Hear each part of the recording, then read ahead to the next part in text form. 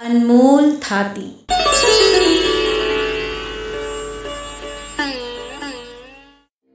उसी प्रकार भूत प्रेत मियाँ मजार और नाना प्रकार के मन गढ़ंत देवी देवताओं को पूज कर तथा जादू टोना के भ्रम जाल में फंसकर चाहें कि ईश्वर को समझ जाएं, हरगिज नहीं हो सकता।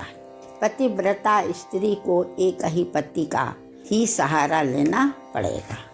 तर्क पेश किया जाता है कि जब जब धरती पर पाप और अत्याचार बढ़ जाता है तब तब ईश्वर मनुष्य शरीर में प्रकट होकर पापियों और अत्याचारियों का सत्यानाश करते हैं। जब रावण का अत्याचार बढ़ गया तो उसको मारने के लिए राम निरंकार ईश्वर का अवतार हुआ।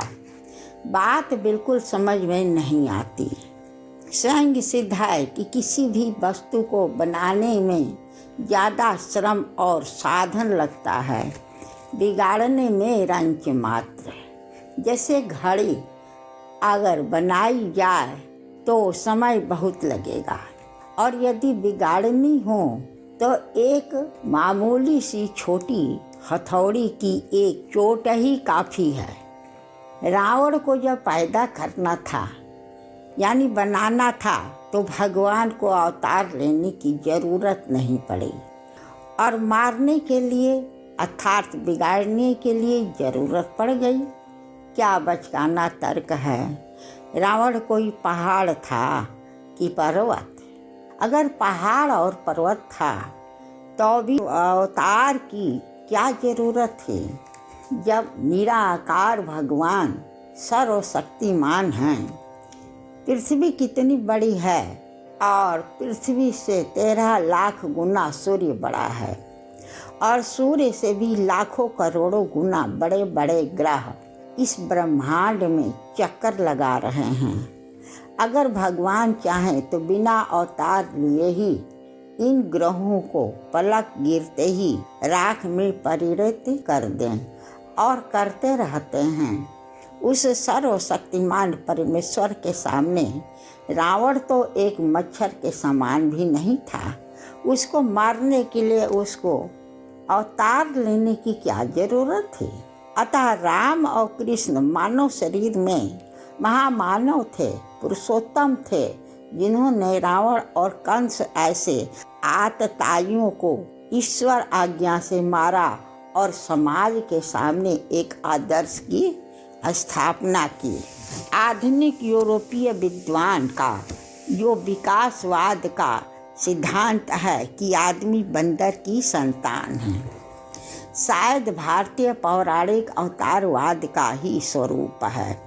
सर्वप्रथम जब पृथ्वी सूर्य से छिटक कर अपना अस्तित्व स्थापित किया उस समय वह तप्ता अवस्था में थी और इस पर जल का अनवरत वर्षा होने लगा और इस प्रकार यह पृथ्वी जलामयी हो गई। जल में जीव पैदा होने लगे। कीटाणुओं का विकास होते होते जीव मीना अवस्था में आ गया और उसी मीन यानी मछली को भारतीय मनुष्यों ने अवतार का रूप दे दिया।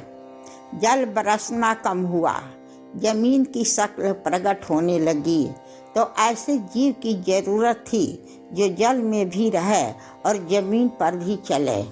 आवश्यकता आविष्कार की जननी होती है और इस प्रकार कछुआ की पैदाइश हुई जिसको कच्छपा अवतार मान लिया गया।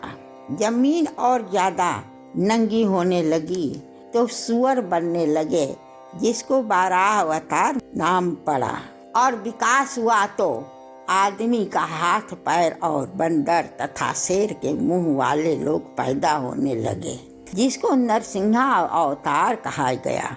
अर्ध विकसित मनुष्य को वामना अवतार कहा गया। क्रोधी और उग्र स्वभाव वाले आदमी को परशुरामा अवतार की संज्ञा दी गई। फिर 12 कलाओं से युक्त राम, 16 कलाओं से कृष्ण का और इसी प्रकार विकास की सीढ़ियाँ चढ़ते चढ़ते बौद्ध यानी बुद्ध को पूरा अवतार दर्जा दे दिया गया। लड़ाई झगड़ा और मार काट तथा हिंसात्मक जीवन से लोग अब उब चुके थे। बुद्ध देव अहिंसा का रास्ता बताकर संसार का बहुत बड़ा उपकार किया। इनमें से कोई भी अवतार ईश्वर का नहीं कहा जा सकता। विकास की धारा में बहते बहते जीव आज 84 लाख की श्रेणियों में छितरा गया है, जिसमें सर्वश्रेष्ठ मानव आज के शकल में पहुंच गया है, जो अब भी अपूर्ण है, ईश्वर पूर्ण है। उसके नियम और कानून शाश्वत सत्य हैं। वह भटक भटक कर कोई रास्ता ढूंढता नहीं। बुद्ध देव को मानव जीवन को सुखी बनाने के लिए भटक भटक कर रास्ता ढूंढना पड़ा। घोर तपस्या से उन्होंने अपने को एकदम क्षीणाकाय बना लिया था। बाद में उन्होंने समझा कि यह रास्ता गलत है, इससे कोई लाभ नहीं होगा। स्वस्थ शरीर और स्वस्थ मस्तिष्क ही के द्वारा किसी मंजिल पर पहुंचा जा सकता है। सच अगर पूछा जाए तो ईश्वर के अवतार की आज बहुत आवश्यकता है, क्योंकि आज का मानव बहुत भटक गया है। रामायण काल का रावण आज के मानव से बहुत ऊंचा था।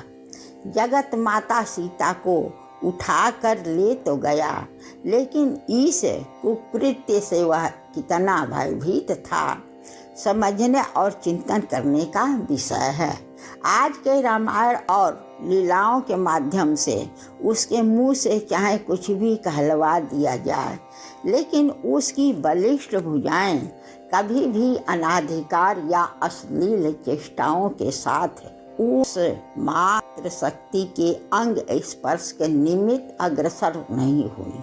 आज का समाज या किसी भी पार्टी की सरकार या उसकी मशीनरी कितनी भ्रष्ट, निकम्मी तथा जर्जरा अवस्था में पहुंच गई है, ख्याल करने पर रोंगटे खड़े हो जाते हैं।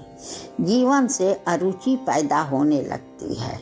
ऐसा मालूम होता है कि मानव समाज के ऊपर मानव की सरकार नहीं, दानव की सरकार कब्जा जमाई हुई है। लौह यांत्रिक सरकार हावी है। नेता, पुलिस और अपराधियों के झगड़े में फंसकर आज के सभ्य समाज और सीताओं की क्या दुर्दशा हो रही है, किससे छिपी है, कौन नहीं जानता। स्त्रियों को जलाना और हत्या कर देना तो साधारण बात हो गई है। मर जाती हैं, नरक से मुक्ति मिल जाती है, किंतु जिन कचनार कलियों का अपहरण कर, बहला फुसलाकर यातनाओं के घेरे में नारकीय जीवन जीने के लिए मजबूर किया जाता है, इससे बढ़कर घृणित कार्य और क्या हो सकता है। गांव-गांव और गली गली में रावणों के अत्याचार का नंगा नाच हो रहा है।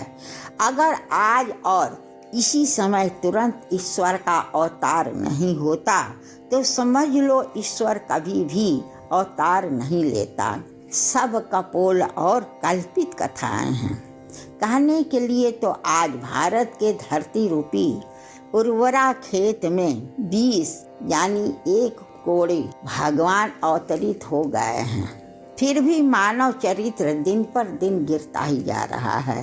बेचारे भगवान संभाल ही नहीं पा रहे हैं। अब काय कौड़ी और काय दर्जन भगवान अवतरित होंगे कि भ्रष्टाचार से मुक्ति मिलेगी। शायद इन परमात्माओं से कुछ भूल हो गई है। पुराणों में विधान है कि भगवान माँ बाप के यहाँ तो पैदा होते हैं, लेकिन माँ बाप से नहीं, हवा से प्रकट हो जाते हैं चतुर्भुज रूप में, और अपनी प्रतिज्ञा पूरी करके सदेह विमान द्वारा वैकुंठ चले जाते हैं। लेकिन आज के ये ऐश्वर्यशाली भगवान प्रकट नहीं हुए, माँ बाप से ही पैदा हो गए। अब देखना ये है कि अंत समय संसार में सतयुग लाकर पुष्पक विमान के द्वारा जाते हैं कि नहीं। वैकुंठ धाम को शायद उड़न तस्तरियां इन्हीं ईश्वरों के लिए आ रही हूँ। अगर ऐसा हुआ तब तो अवतार को मान्यता मिल ही जाएगी। और अगर नहीं हुआ, चांदी और सोने के पलंगों पर तड़प तड़प कर मरें तो फिर पौराणिक मान्यताओं पर प्रश्न चिन्ह तो लग ही जाएगा।